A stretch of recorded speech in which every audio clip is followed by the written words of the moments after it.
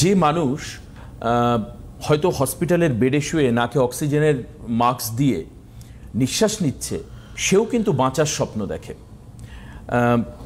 প্রচণ্ড একটা আনইউজুয়াল কন্ডিশনের মধ্যে দিয়ে মানুষ চলে। অনেক সময় মানুষের জীবনে প্রচুর সমস্যা আছে, প্রচুর, মানে আপস অ্যান্ড ডাউনও তো আছে। এখন মানুষ কি করে, ওই ডাউন সিচুয়েশনটাকে অনেকে মানতে পারে না। তারা কি করে, কুইট ফ্রম দ্য লাইফ। আমি লাইফ থেকে কুইট করো মানে বলছি না সে মারা যায়, আমার কথা সে প্রতিযোগিতার রেস থেকে পিছিয়ে যায়। একটা অদ্ভুত রকম ডিপ্রেশন তার মধ্যে কাজ করে। সে বলতে আমি ছেলে অথবা মেয়ে দুজনের কথাই বলছি। তারা ভাবতে শুরু করে যে আমার পক্ষে আর মনে হয় এই লড়াইটা জেতা সম্ভব নয়। অর্থাৎ 50-50 কন্ডিশন আর নেই, আমি অনেকটা পিছিয়ে পড়েছি, আমার থেকে আর যারা বাদবাকি সবাই তারা অনেকটা এগিয়ে পড়েছে। এই যে ভাবনা, এটা মানুষকে আরো পেছন দিকে ঠেলে দেয়, যেটাকে বলা হচ্ছে ব্যাক থ্রাশ অফ লাইফ, অর্থাৎ জীবনকে পিছন দিকে ধাক্কা দেওয়া।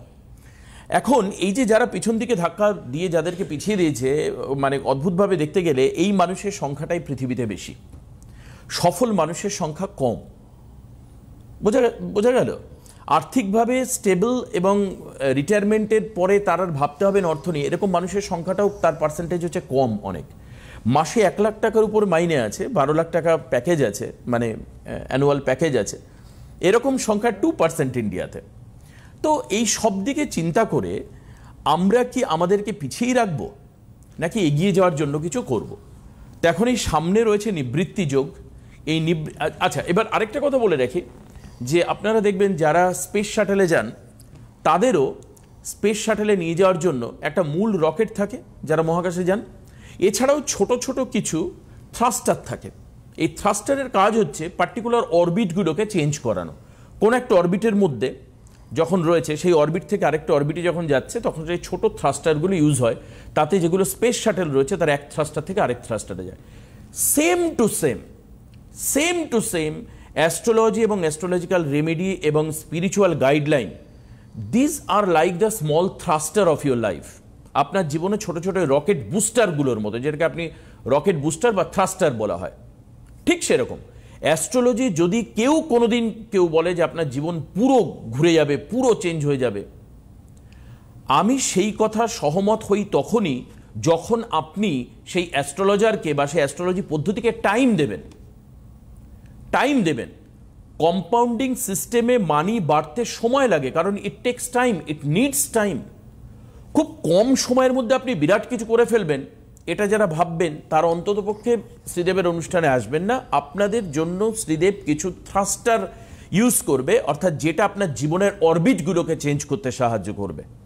অর্থাৎ you can shift from the old orbit to the new orbit, new era, নতুন রাস্তায় আপনি হাঁটতে পারবেন।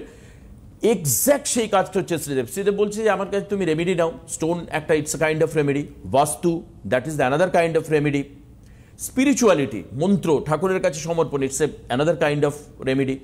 এই যে টেবিলে যে যন্ত্রগুলো রেখে অনুষ্ঠান করেন Sridev, this are the another way of thrusting, আরেকটা রাস্তা। এরকম দেয়ার আর সেভারাল ওয়েজ, নানান রাস্তা আছে। শ্রীদেবকে আমি যাবো, শ্রীদেব তুমি প্রচুর যোগ নিয়ে প্রোগ্রাম করেছো। একদম। আজকে আমার মনে হচ্ছে আজকের দিনে দাঁড়িয়ে এটা আরেকটা অনুষ্ঠান যেখানে আমরা নিবৃত্তি যোগ নামক একটি যোগের কথা জানছি। একদম। এই যোগ কি এবং এই যোগের ফলে মানুষ কি থ্রাস্টিং জীবনের ক্ষেত্রে, মানে ধাক্কা পেতে পারে।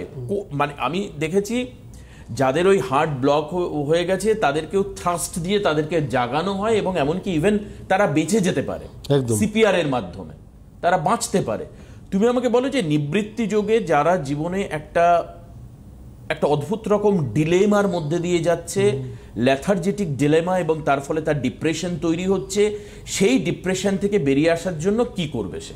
না, এই যে ডিপ্রেশন বা মনে হচ্ছে সময়টা ধাক্কা চলতে চাইছে না, একদমই চলছে না, ধাক্কা দিয়ে চালাতে হচ্ছে, এটাই হচ্ছে নিবৃত্তি যোগ। অ্যাকচুয়ালি পূর্বজন্মের যদি আমার আগের জন্মে যদি কোনো কারণে বলা হয় যে কোথাও না কোথাও আমরা বলি পাপের পরিমাণ বেশি থাকে, তাহলে সেই জন্মছকের মধ্যে অনেকের ধারণা কালসর্প দোষের একটা পার্ট আসতে পারে। এবং দ্বিতীয় জায়গা হচ্ছে যে পাপটা হয়তো আমার আগের জন্মে আমি খণ্ডন করতে পারিনি, তার আগে আমার মৃত্যু হয়েছে, যেটার খণ্ডন করার জন্য আমাকে পুনর্বার যোনি নিতে হয়েছে এবং যোনির মাধ্যমে জন্ম নিতে হয়েছে।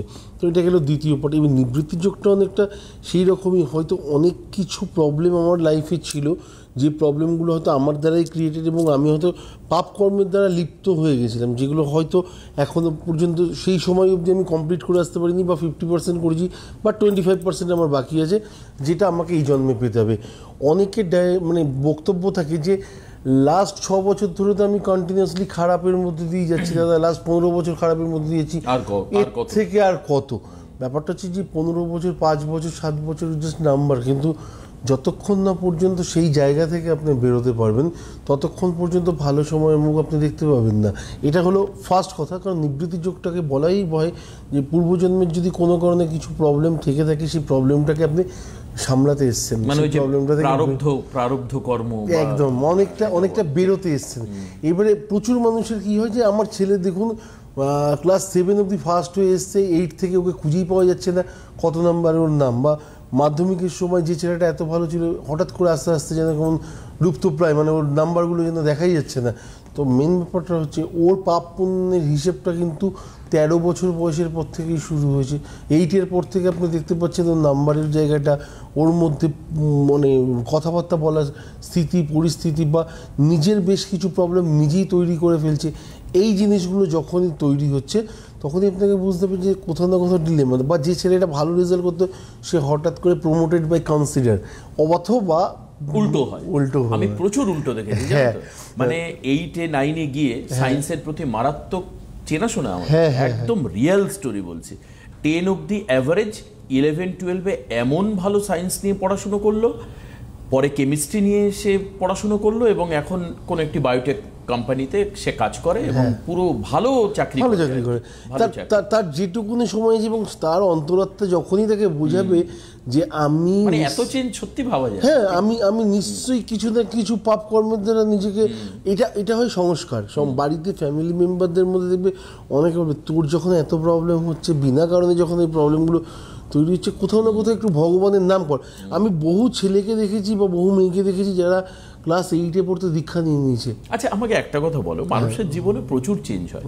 আমাদের সঙ্গেও প্রচুর মানুষ রয়েছেন যারা একটা সময় হয়তো পুজোতে পাহাড়ে ঘুরতে যেতেন, বন্ধু বান্ধবের সঙ্গে আড্ডা গুজব করতেন, এবার তার প্ল্যান হয়তো তিনি বৃন্দাবন যাবেন। এই যে মানুষের জীবনে যে স্ট্রাকচারাল চেঞ্জেস, বা আমাকে বলে এই যে তুমি একটু আগে একটা কথা বললে না যে ভগবানের নাম করা, এই ভগবানের নাম করা আমাকে মনের দিক থেকে কি করে? কনসলিডেট করে, মানে খুব দৃঢ় প্রত্যয়ী করে, স্যারেন্ডারেবল মাইন্ড নিয়ে আসে, মানে ত্যাগ করা। তোমরা যেটা বলো যে মানুষের জীবনে ত্যাগ হচ্ছে একটা বড় প্রাপ্তি, ত্যাগ বড় প্রাপ্তি, মানে সবাই এটা করতে পারে না, একদম ত্যাগ খুব কম মানুষ করতে পারে, এবং তার মধ্যে সাধু সন্ন্যাসীরা ত্যাগ কি নিয়ে আসে? যে তোমরা ভগবানের নাম করতে বলছো, বা তুমি নিজে আজকে স্ক্রিনে থাকা দেবাচার্য একজন বড় উপাসক মায়ের, তুমি জীবনে অনেক কিছু ত্যাগ করার চেষ্টা করছো, বা প্রচুর কিছু করেছো, বা নতুন করে, মানে আমি তো টিভিতে সেদিন বললাম যে এই যে আজকে আমরা অ্যাস্ট্রোলজার বলে ওই সামনের দিকে প্রমোটমো যাচ্ছে,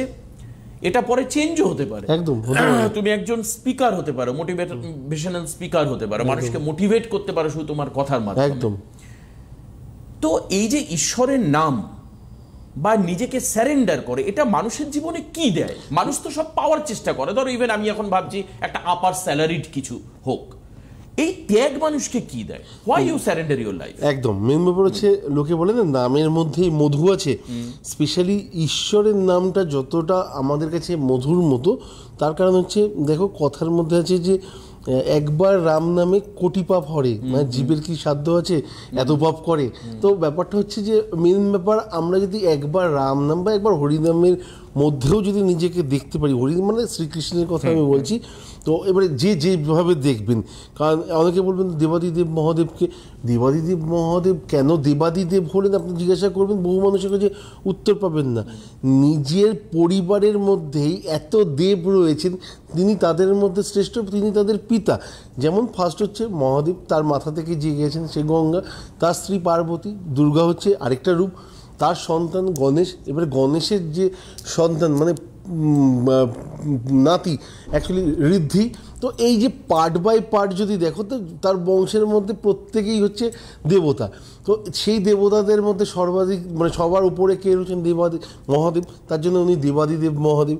এবার ব্যাপারটা হচ্ছে আপনার মন থেকে যাকে চাইবে তাকে যদি আপনি ডাকতে থাকেন, আমার মনে হয় যে বহু ছেলেমেয়ে যেটা বলছিলাম যে ক্লাস 8-9 পড়তে দীক্ষা নিয়ে নিয়েছে এবং লাইফের যে কোথাও না কোথাও প্রবলেম যেটা আসার আগেই সে সেই জায়গা থেকে বেরোনোর চেষ্টা করেছে। তার যে প্রবলেমটা 12 বছরের থাকার কথা ছিল সে হয়তো 2 বছর পেয়েছে, কিন্তু তার মধ্যে রিয়েলাইজেশনটা মানে প্রচুর পরিমাণে এসছে এবং সেখান থেকে বেরোনোর সে চেষ্টা করেছে। মানে এটা হচ্ছে রিয়েলাইজেশন, একদম বাস্তব। আমি প্রবলেম পাচ্ছি, আমি কেন প্রবলেম পাবো, আমার কাজ কি আছে, আমার লাইফে শুধুই কি দুঃখ বহন করার জন্য পৃথিবীতে এসেছি, এই প্রশ্নগুলো আমাদের মধ্যেই থাকে না।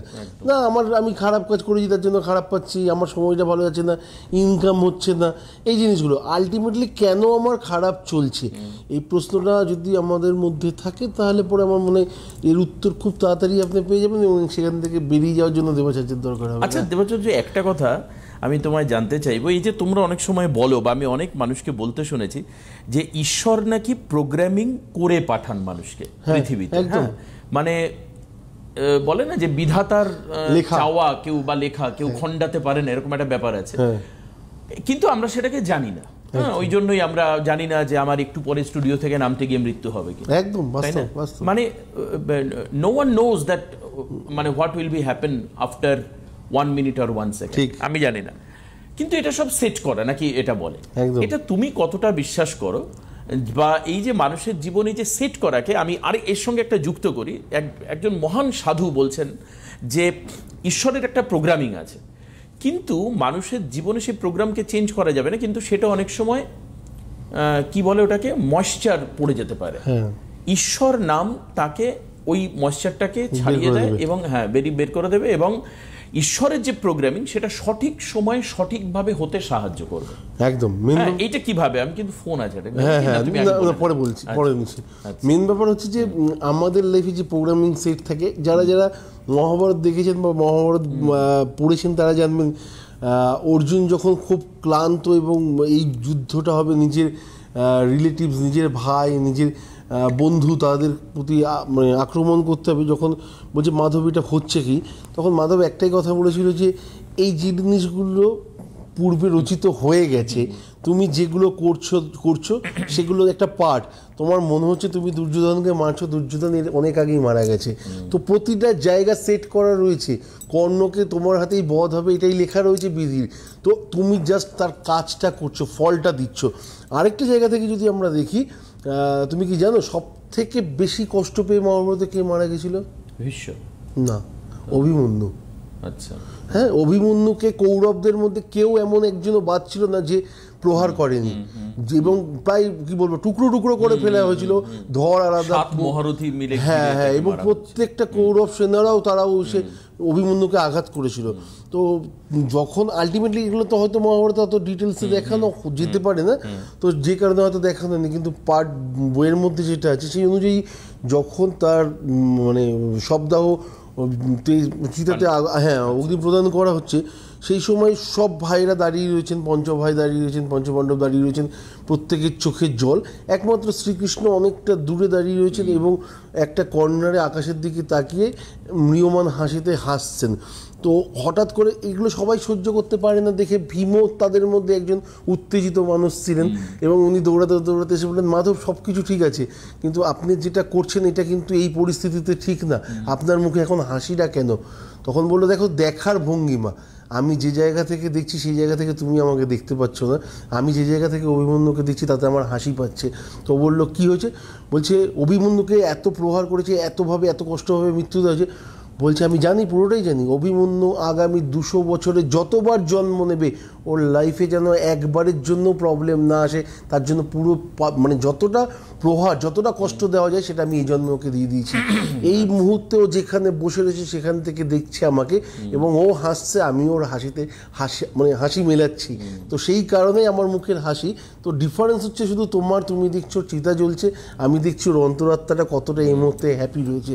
তো ব্যাপারটা হচ্ছে নিজের জায়গাটাকে যদি নিজের মনটাকে যদি একটু হ্যাপি রাখা যায়, আমার মনে হয় সব থেকে বেটার, এবং এই জায়গাগুলো থেকে ইজিলি বেরোনো যেতে পারে। এবং সেটা কোথা থেকে শুরু হয়, এটা শ্রীদেবের কাছে আমার একটা বড় প্রশ্ন থাকবে। এই যে মানুষের সুখী থাকাটা, হ্যাপিনেস, আমরা অনেক কিছু দেশ দশ আমাদের চিন্তাভাবনা এমন, আমরা মহাকাশ, আমি শুরু করলাম একটা মহাকাশের এক্সাম্পল দিয়ে, আমাদের ভাবনা চিন্তাটা চলে যায় আমেরিকা, রাশিয়া, চীন, জাপান, জার্মানি, অনেক জায়গায়। কিন্তু ইংরেজিতে একটা কথা আছে, চ্যারিটি বিগিনস অ্যাট হোম। আমাকে বলো যে সুখী থাকবার জন্য পরিবারকে সুখী রাখা কতটা জরুরি। এটা কিন্তু আজকে বহু মানুষ দেখা যাচ্ছে, আমরা কি করছি, আমরা লোককে দেখানোর জন্য বেশি ইএমআই এ দামি ফোন কিনছি, বিশেষ লোগোযুক্ত, আমরা গাড়ি কিনছি, আমরা জুতো কিনছি, আমরা জামা কিনছি, শার্ট কিনছি। কম্প্রোমাইজড হচ্ছে ফ্যামিলি মেম্বাররা। হয়তো বউয়ের একটা শাড়ি দরকার ছিল, সে সেটা দিতে, আমি বলছি না আমরা দিই না বা কিছু, সে সেটা দিতে পারেনি। মায়ের হয়তো ডায়াবেটিসের চেকটা করার কথা ছিল, ওষুধ নেওয়া ছিল, দেওয়া হয়নি। বাবার হয়তো কোনো রকম সাপোর্ট দরকার ছিল, প্রেসমেকারটা লাগানোর দরকার ছিল, আমি লাগাইনি, কিন্তু আমার হাতে দামি ব্র্যান্ডেড ফোনটা আছে। হ্যাঁ, this is the reality. We sacrifice our families for our hobbies and special likings and happiness. আমার সুখী ভাবের জন্য আমি সব কিছু করে দিচ্ছি, কিন্তু দেখা যাচ্ছে যে তুমি যখন বিপদে পড়ছো তখন কিন্তু এই লোকরা তোমার পাশে আর নেই, সেই পরিবারের মানুষই তোমার পাশে রয়েছে। কোন একটা সময় তোমার গাড়ি নেই, বাড়ি নেই, ফোন নেই, সব বিক্রি করে দিতে হয়েছে, বা লোন তুমি শোধ করতে পারোনি, কেউ থাকবে না যাদের দেখানোর জন্য তুমি কিনেছিলে, বাড়ির লোক আছে। সত্যি কি charity generally begins at home? বা এই যে হ্যাপি তুমি বলছো, হ্যাপিনেস কোথা থেকে এটা শুরু হয়? না, মেইন অবশ্যই নিজের ঘর থেকেই স্টার্ট হয়, এবং তার জন্য আমি কি করবো? হ্যাঁ, প্রত্যেকটা ফ্যামিলি মেম্বার যদি একই চিন্তাধারায় যাবে, এটা কোনো কারণেই হতে পারে না। কারোর রামকে ভালো লাগলে কারোর অবশ্যই দেবাদিদেব মহাদেবকে ভালো লাগতেই পারে। তো মেন ব্যাপার হচ্ছে যে তাদের মধ্যে যে সংস্কার, তাদের মধ্যে যে শিক্ষা, সেই জায়গাটা যদি চলে আসে, তাহলে আমার মনে হয় যে কোনো ছেলের দ্বারাই এই জিনিসগুলো সম্ভব না, যেটা দেবাশিসদা বললো।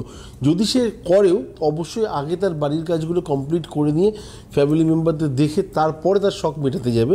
কিন্তু কোনো কারণে আপনি যদি দেখেন যে সে বাবার পেনশনের টাকা থেকেও গিয়ে একটা দামি লক্ষ টাকার ফোন কেনার চেষ্টা করছে বা বাইক কেনার চেষ্টা করছে, তো সবেমাত্র তার পাপ করাটা শুরু হয়েছে। তার সংস্কারটা কোথাও না কোথাও পর্যাপ্ত নয়, তাকে বোঝানোর চেষ্টাটা হয়তো আরও আগে থেকে করা উচিত ছিল। এই মুহূর্তে সে একটা, কি বলবো, আমরা বলি না যে কিছু না পেলে আমাদের মধ্যে ডিপ্রেশন চলে আসে, খুব অ্যারোগেন্ট হয়ে যাওয়া, চিৎকার চেঁচামেচি, ভাঙচুর বাড়িতে, এই জিনিসগুলো তার সবেমাত্র স্টার্ট হয়েছে পাপের যোগগুলো।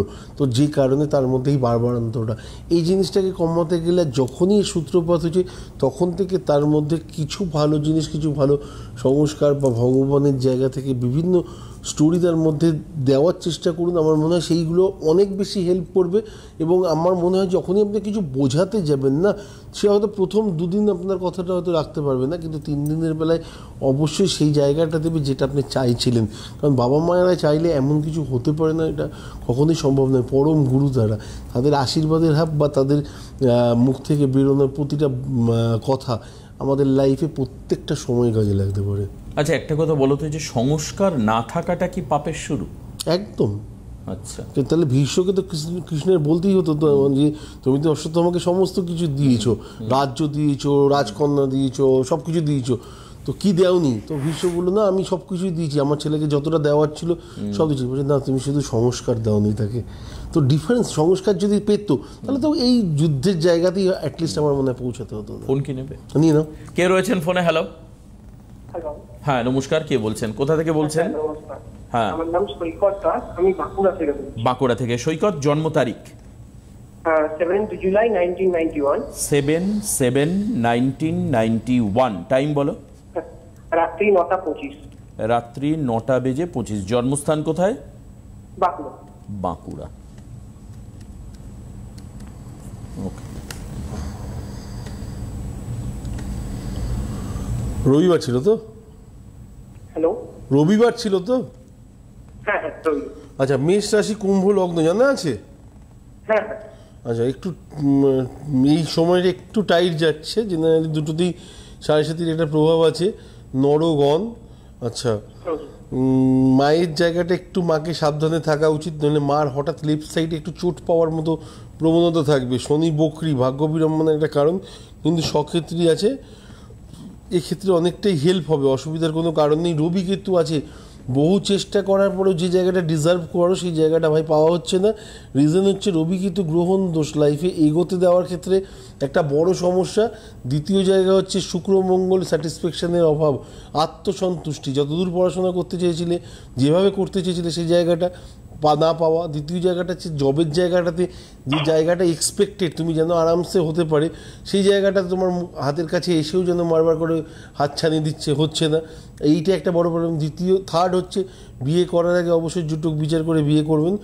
আর বাকি ওভারঅল জন্মছকে খুব খারাপ বলার মতো কিছু নেই। ভাগ্য বিড়ম্বনাটা একটা পার্ট হয়ে গেছে লাইফের এই মুহূর্তে, কারণ বহু কিছু মুখের কাছে এসেও এখনো পর্যন্ত পাওয়া হয়নি। বুঝতে পারছি ব্যাপারটা? তো এইটাই জেনারেলি জিস্ট আপনার জন্মছকের। তো আমার মনে হয় যেটা বললাম, শুক্রমঙ্গল বললাম ফার্স্টে ডিস্টার্ব, এবং রবি কেতু গ্রহণ দোষ, এই দুটো জায়গা থেকে বেরোনোর চেষ্টা করুন। বাঁকুড়াতে বহু নাম করা জ্যোতিষ ব্যক্তিত্ব আছেন যারা দীর্ঘদিন প্র্যাকটিস করছেন, তাদের কাছে যান, এই জায়গাটা থেকে বেরোনোর চেষ্টা করুন, এবং আগামী দিন দেখুন 3-4 মাস পর থেকে অটোমেটিক্যালি ভালো টাইম চলে আসবে। এই জায়গাটা থেকে বেরোনোর আগে চেষ্টা করুন। ঠিক আছে? আচ্ছা, আর কিছু বলার আছে? প্রশ্ন থাকলে করতে পারেন, অসুবিধা নেই। হ্যাঁ, আমার প্রশ্ন, আমি তো আমার বিয়ের ব্যাপারে জানতে চাইছিলাম। একদম জুটুক বিচার করে বিয়ে করুন, দিলে বললাম না, এখন সমস্যা হচ্ছে একটু লেট হচ্ছে, তখন সমস্যা হবে হওয়ার পরে কেন করলাম। এটা কি শুক্র মঙ্গল যোগের জন্য? একটু বেশি ডিস্টার্ব, তো সেই জায়গা থেকে বেরোনোর চেষ্টা করুন, আমার মনে হয় অনেকটা বেটার ফল পাবেন। কেমন? আর কোনো প্রশ্ন? না, আচ্ছা ঠিক আছে। আর যেই কথাগুলো শ্রীদেব বললেন সেগুলো সব ঠিক আছে আপনার জীবনের ক্ষেত্রে? হ্যাঁ ঠিক আছে। ওকে, রাইট, থ্যাংক ইউ। আচ্ছা, এবার একটু আসি, এই যে নিবৃত্ত যোগ, এই নিবৃত্ত যোগে আমরা কিভাবে প্রাপ্তির জায়গাটা মানে আমি কিভাবে বলতে চাইছি যে আমি ধরো একজন সাধারণ মানুষ, লেম্যান, আমাকে এই যোগটা বলে দেওয়া হলে এই সময় থেকে এই সময় আমার কাজ কি হবে, এই সময় কি করা? না, স্পেশালি আমাকে বলে দিলেই আমি সেই জিনিসগুলো করতে করতে যাবো, এটা জেনারেলি নিবৃত্তি যোগে তো হয়ই না। আচ্ছা, তো স্পেশালি যদি ছেলেদের ক্ষেত্রে হয়, ম্যাক্সিমাম সময় দেখা যায় যে একটু অসৎ সঙ্গে জড়িয়ে পড়া, অ্যাডিক্টেড হওয়া, তারপরে হচ্ছে দেখা গেল যে ভালো কেরিয়ার, মানে সমস্ত কিছু ঠিকঠাক, এবং সে শুধু চাকরির ইন্টারভিউ দিলেই হয়তো হবে, দুটো ইন্টারভিউ হয়তো কোনো কারণে আমি 3 নম্বর ইন্টারভিউ থেকে না যাওয়া, ঘরের মধ্যে বসে থাকা, অন্ধকার ঘর বেশি মানে পছন্দ করা।